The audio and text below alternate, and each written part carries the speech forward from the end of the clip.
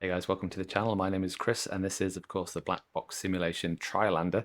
This is the BN2A Mark III-1, the dash 1 being the shorter nose, the dash 2 being the longer nose version, and both of which are available in this pack when it gets released, as well as the freight version as well. So this one is fitted with passengers. We're Logan Air. We've borrowed this aircraft for flying from this airfield, which is the Echo Golf 78 Outskerries, just to the north of the United Kingdom. And a very short strip it is. So we're going to be doing some short takeoffs and landings ever so shortly. But the main reason I'm producing this video is I forgot something in my previous video.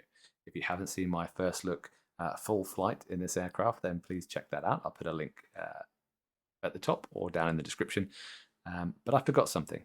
Now, in my haste, I glossed over my engine warm-up and threshold checks, but that includes the requirement to check and use the rear engine power failure switch.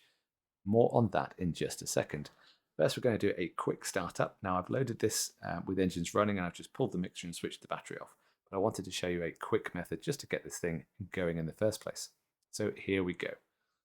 The parking brake is on, the prop levers are fully forwards, the magnetos are up, the fuel pumps are on, the mixtures can go to in, you can switch the battery switch to on, you can switch any icing you want on, you can switch any lights you want on, you can switch all the electrics on, leave the external battery supply off, and then you can check that you've got fuel in the tanks, the fuel selectors are to the 12 o'clock, and then you are good to start. Now that is cheating. You wouldn't ever put these switches on prior to engine start, but it's just so quick and easy. That's the rear engine, right engine, left engine. Setting the throttle for 1000 RPM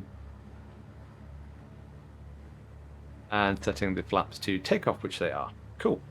Next, we're going to have a chat about this switch. So let's make this switch. Rear engine power failure switch is on, and the only thing that happens is you get a red light. But like I say, this is done during the engine warm or the threshold checks prior to takeoff. The reason you get this light is to tell you that the RPM of the rear engine is below 2500. That's so in the event of a rear engine failure on takeoff, you get an immediate alert in your pilot's eye line as to what's going on.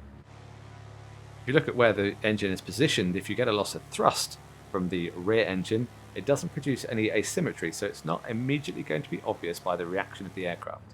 Of course, any good pilot's going to be monitoring his RPM, manifold pressures, etc. on takeoff, but if in doubt, that red light is going to draw your attention.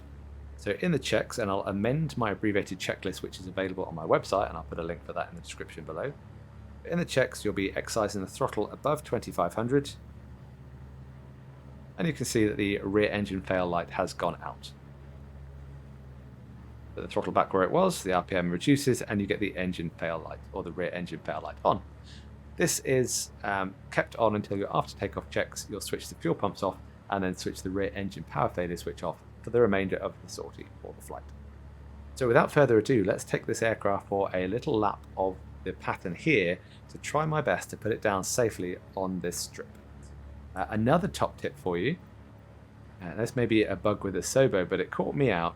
If you want to set the total fuel to say 30% so you can practice patterns on landings, that will adjust your left and right main fuel tanks only. It will leave you with the left outer and right outer fuel tanks.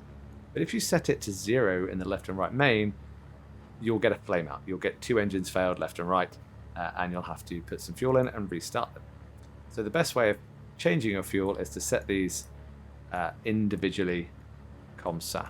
Now you can dig into the pilot's operating handbook for how to set and transfer fuel as required, but there we go, top tip, beware using the main fuel slider.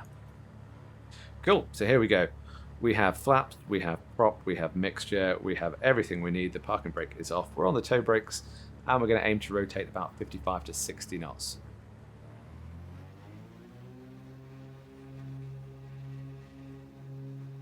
RPM, manifold pressure, temperatures, and pressures. Here we go.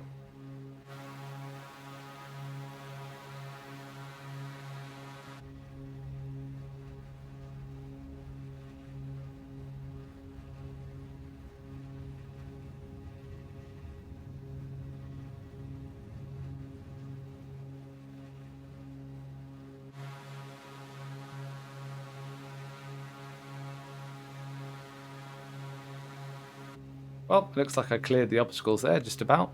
The actual best climb speed is 80 knots with full power. And we'll take a left turn downwind. It's an east-west runway, so downwind east is easy to remember. After takeoff checks, we can set the engine as required. We can switch the fuel pumps on, but we're going straight into the pattern, so I'll leave them on. But we will switch our rear engine power failure switch off.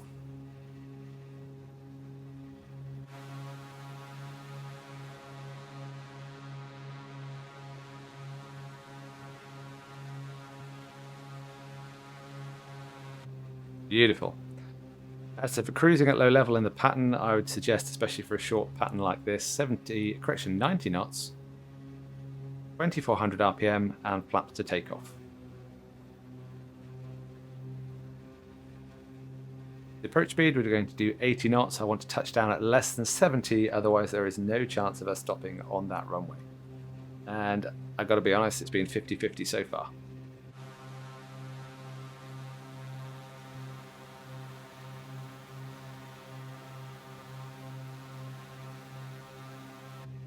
Scenery looks very, very impressive. Yeah, I'm going to travel the flaps to down. I want to keep the speed about 80 knots for this left turn. There's a really nice lighthouse on this rock just to the left, 11 o'clock.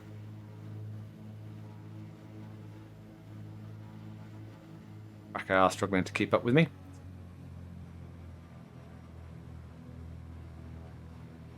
Okay, here we go. A little bit steep because of this rock in the near ground. 80 knots, flaps down.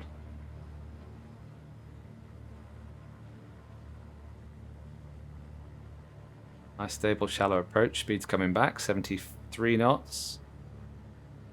There's 70 knots. We're going to hold this, flare it off. Down, brake, backstick.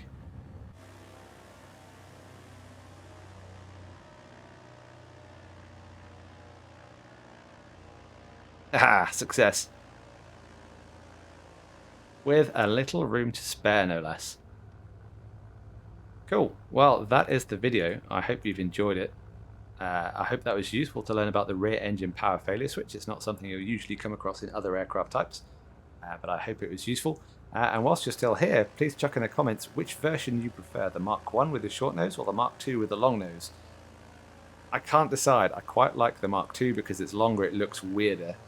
But this is also pretty cool. I can't decide. If I'd have to call it, I'd say the long nose. But anyway, that's it for this video, and I'll hope you join me for the next one.